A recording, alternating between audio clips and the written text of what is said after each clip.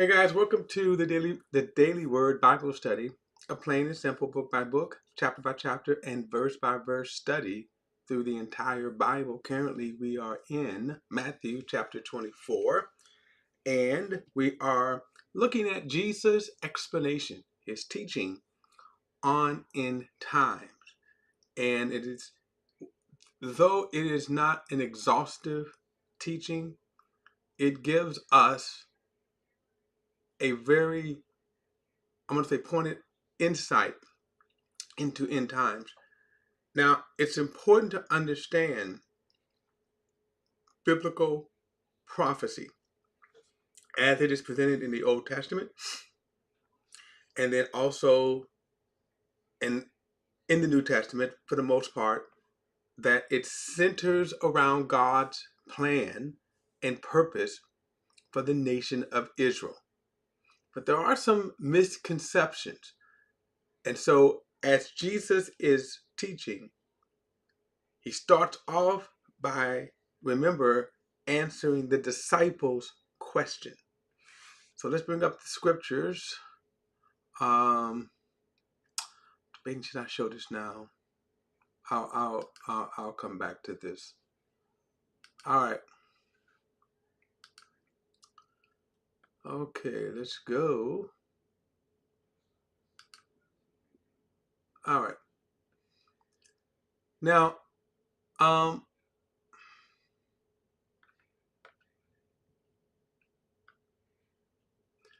right. So let's go back to.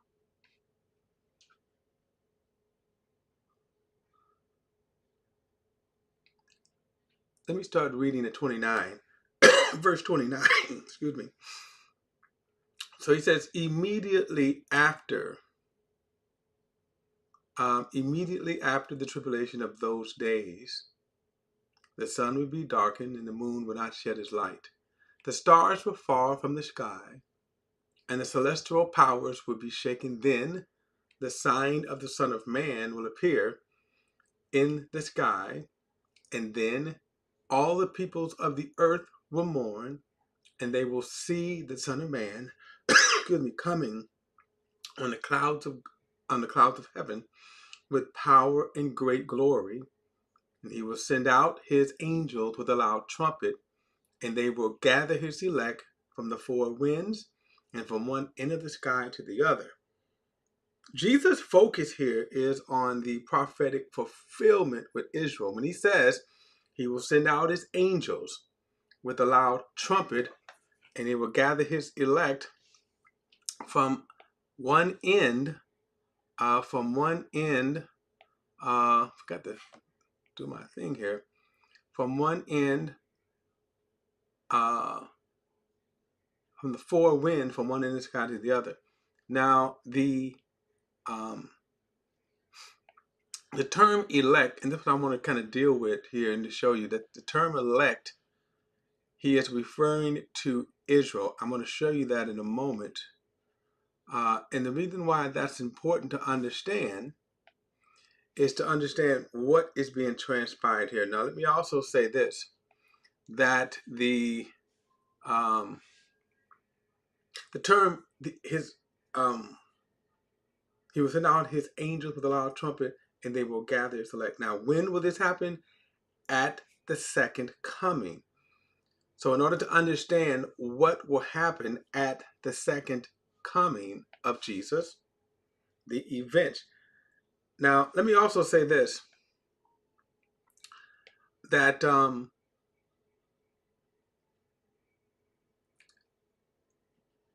it's important that you pay attention to the prophecies, the details of prophecies.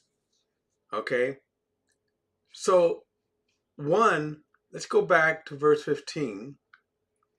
So, remember when he shifts his thought, and even here in verse 14 says, this good news of the kingdom will be proclaimed in all the world as a testimony to all nations, and then the end will come. So he's talking to his disciples.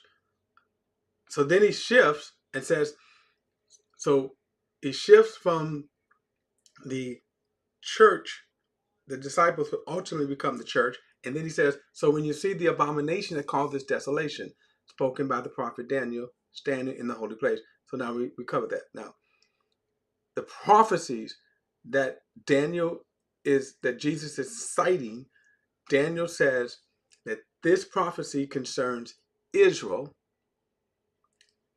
and the people of Israel, the Jews, and then the temple, okay, and Jerusalem. So now when he says immediately after the tribulation of those days, and then this is talking about the second coming, okay? So every eye will see Jesus when he returns. That's important.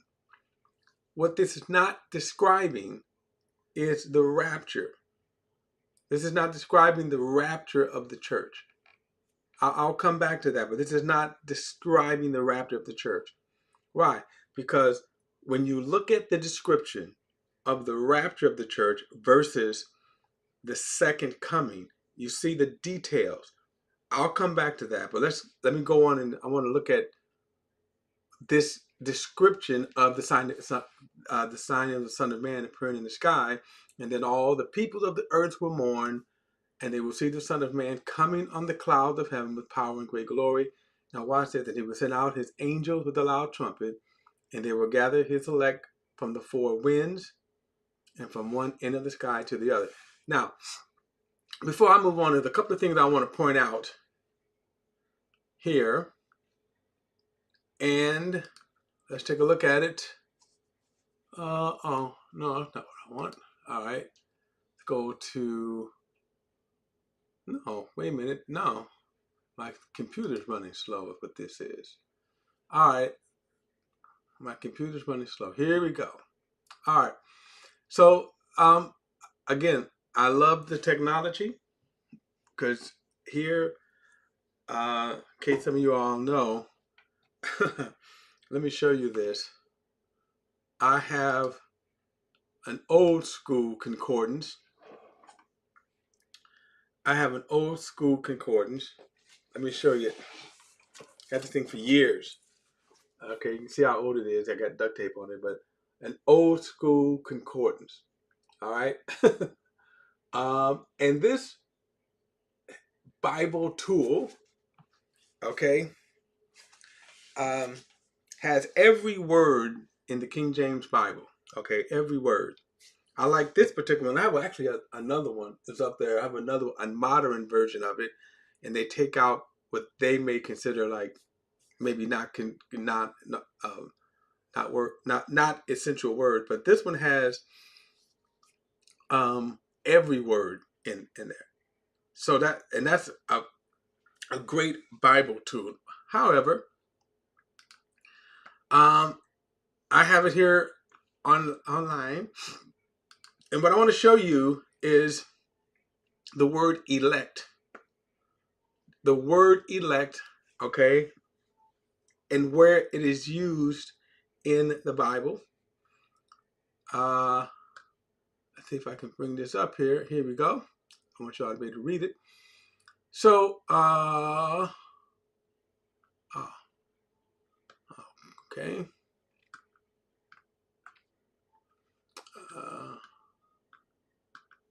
Okay. All right. So let's look at it this way. Okay. Let me go back. So in the Old Testament, look at the word. I want to look at Isaiah 45, and in verse 4. Okay. Okay. I think, can y'all read that? And then it says here, if you can read that. Okay. It says, for Jacob my servant's sake, and Israel my elect, I have even called you by your name. I have named you, though you have not known me. Now, what I wanted to show you from this here.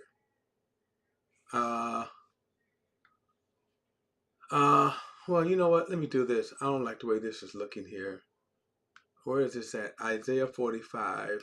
Okay, let's do that. You can read this one a lot clearer. All right, let's go to Isaiah. Uh, Isaiah 45.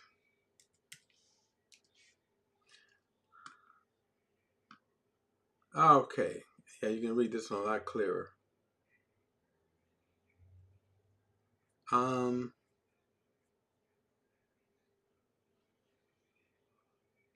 Now,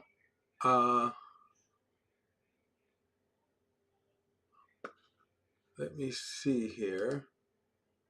So I'm reading I should switch over to, I don't know. All right. So he says, for Jacob, my servant, let's look at it this way. Uh-huh. All right. Yes, here we go. Here we go. He says, for Jacob, my servant's sake, and Israel, my elect, I have called you by your name. I have named you, though you have not known me. All right. So I want you to see that um, in this context here. Okay. So when Jesus here is referring to his elect, now even though in the New Testament, the church is referred to the elect because the word elect simply means chosen. My chosen one, the one who I've chose. So in this context here, remember he's been talking about prophecies concerning Israel. Okay, so when he says, verse 31, he will send out his angels with a loud trumpet, and they will gather his elect from the four winds. So his elect, his chosen ones. And in context, this is Israel. That's why I want to show you in the Old Testament, Israel was referred to as the elect. Plus, when you see the prophecy, what the details of the prophecies, especially the ones that Jesus specifically said, this is what Daniel the prophet wrote. Now look at verse 32 says, now learn this parable from the fig tree. As soon as its branches become tender and sprout leaves, you know summer is near. Now, before I move on, let me also say this. This understanding is going to be important for when we go further down and get into some of the parables that Jesus will talk about in regards to his coming. Just different words, different things that he's going to use. But okay, all right. So now learn this parable of the fig tree. As soon as its branches become tender, it sprout leaves, you know that summer is near. In the same way, when you see all these things, recognize that he is near. At the door, I assure you, this generation will certainly not pass away until all these things take place. Heaven and earth will pass away, but my words will never pass away. Now, I want to kind of just address, there's a couple of things here. One, the parable of the fig tree, that there are some that say that this means Israel, that the parable was the fig tree was referring to Israel. And the reason why I say that is because in 1947, when Israel became a nation, then there were people who said, oh, this is a fulfillment of prophecy. So now when you think about the nation of Israel today, then you think about when Jesus is talking about gathering his elect, understand the details. When does he gather the elect? Right? Look at verse 30 again. Then the sign of the Son of Man will appear in the sky. And then all of the people of the earth will mourn. And they will see the Son of Man coming on the clouds of heaven with power and great glory. He will send out his angels with a loud trumpet, and they will gather his elect from the four winds. So when is this gathering of the elect? At the second coming of Jesus, not before. And then what happens when Jesus comes? Well, let's back up. Immediately after the tribulation, Jesus comes. What happens during the tribulation? Let's back up. And then he says, so when you see the abomination that caused desolation, spoken by the prophet Daniel, standing in the holy place. This happens during the tribulation period. So then, Jesus, we have not seen to date this abomination that caused this desolation. We haven't seen that, right?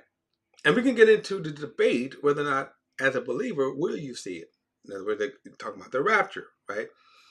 But certainly, what happens as the events unfold, the abomination that caused this desolation, the great tribulation, there'll be great tribulation that we haven't seen. And then he says, immediately after the tribulation, then he comes back. Immediately after the tribulation, he comes back. So now, when he talks about the parable of the fig tree, again, some people think that this is what this was referring or talking about Israel. Now look at this, verse 34. I assure you, this generation will certainly not pass until all these things take place.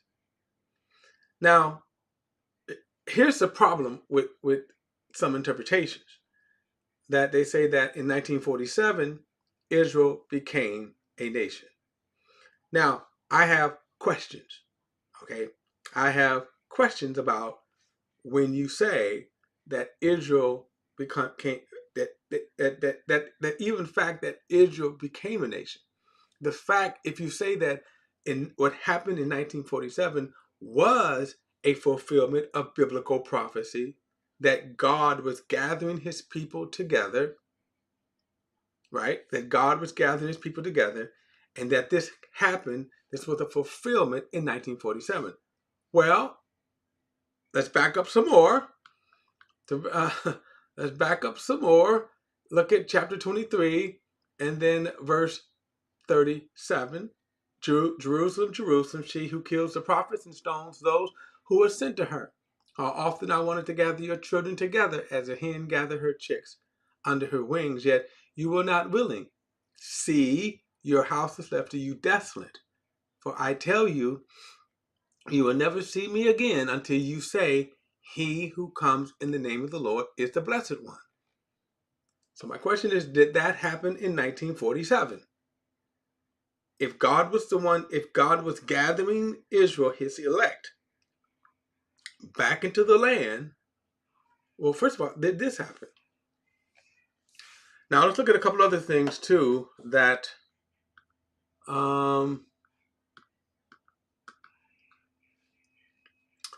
let's look at a couple of other things. I think I want to go to let's go to Ezekiel. Let's go to Ezekiel. Let me try Ezekiel chapter 11.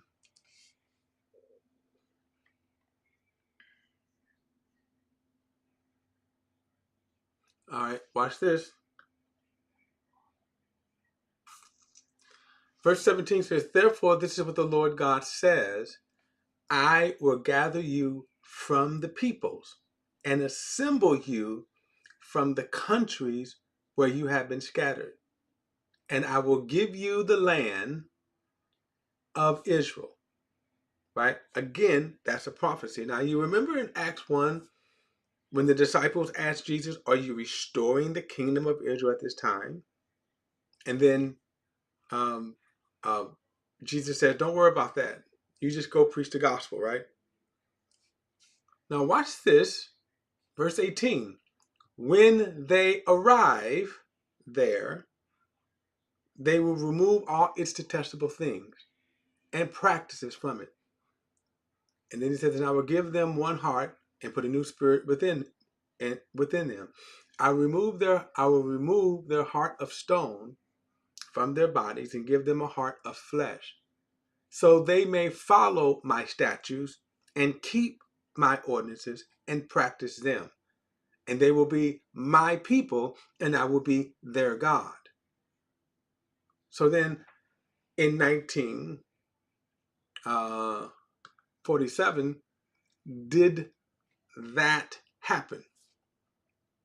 So when you look at the current status of Israel, as I said, I have questions. For example, the people today, are they the physical descendants of Abraham? Now, I'm asking that sincerely. I don't know. We know especially in the Old Testament, and when it came to Jesus, remember his genealogy was cited. In fact, we have endless genealogies, right? We have genealogies in Chronicles, genealogies in Genesis, Matthew, Luke, I'm sorry. So you got genealogies that you could trace back, that people were able to trace back their genealogies to their respective tribe. So here's my thing. First, are they legitimate? I don't know. I have no reason to not believe, but I can certainly ask, are they? Because if you're saying that in 1947, this was God gathering the people back in the land, but notice what didn't happen. There's a lot that didn't happen that you're calling God a move of God in this respect to gather his elect Israel back into the land. Secondly, did they say, "Blessed is he who comes in the name of the Lord"? And notice we just read here that when they come back to the land, they would do what? They would follow God's practices. They would follow God's precepts, his commandments. Did they do that? Are they doing that? The nation of Israel is a very secular nation today.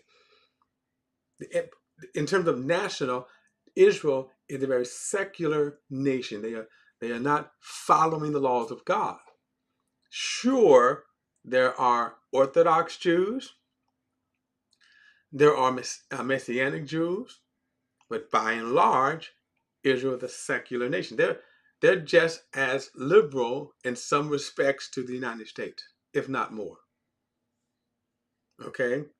So in other words, is the nation itself, are they following God? So, let's go back. So when he says here, now learn this parable of the fig tree. Secondly, there may be examples of where Israel is called a fig tree, but Israel itself, there are many parables you could say where, or illustrations. For example, Israel is called an olive tree, not just a fig tree. And I would say, I don't even know if I could find a place where Israel itself is referred to as a fig tree. And if it does, I'm trying to think if I remember where there are examples of Israel being compared to or called a fig tree. What I want to say is this statement is not specifically identifying Israel as a fig tree, but as an indicator. Here's how you can tell, right? Now learn the parable of the fig tree. This is how you can tell the sign or the season of the coming of the Lord. That's all this is saying right here.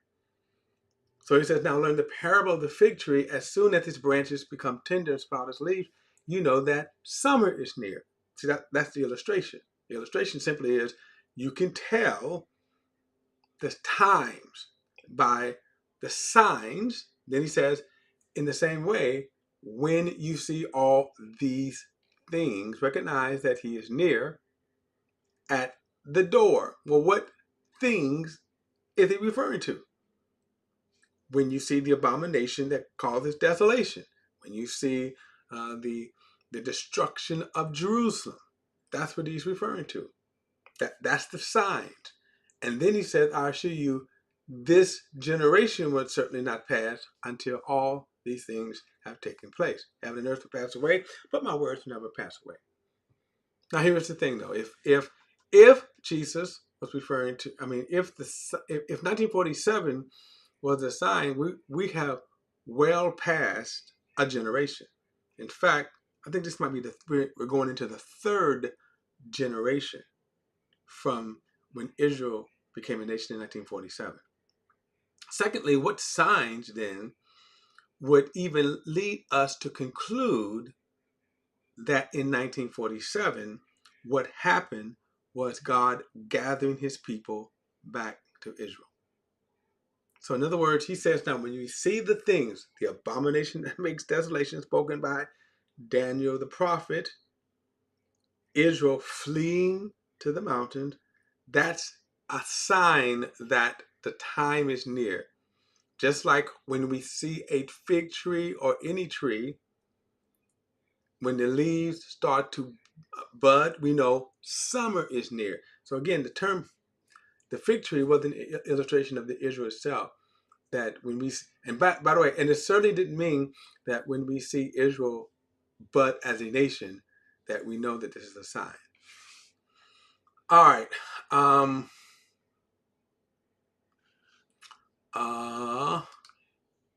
think I'll pick it up next time. And I want to go back because there's some things I want to continue to kind of talk about the second coming itself. What is the second coming of Jesus Christ? The second coming itself, because there's some things that Jesus is going to do when we talk about the second coming. Okay. All right, guys. I'll pick this up in the next study. Don't forget to like and share this video and subscribe to BP the Bible Perspective. And as always, if you have a thought or comment, add it to the comments section below. All comments are welcome, and I'll see you in the next study.